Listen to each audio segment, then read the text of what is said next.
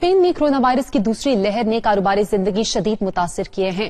مرکزی حکومت نے دارالحکومت میڈرڈ میں دوبارہ ایمرجنسی نافذ کر دی ہے۔ قمر فاروق کی رپورٹ دیکھیے۔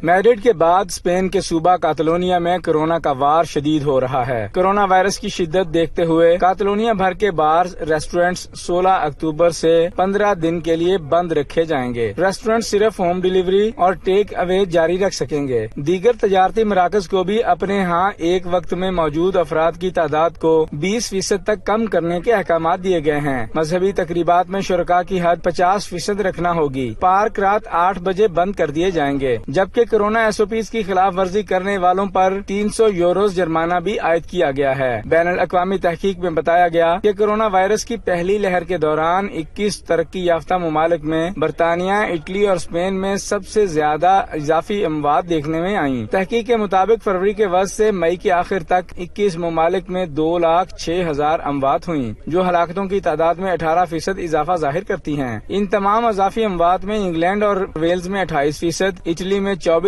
اور اسپین میں 22% اموات دیکھنے میں آئیں۔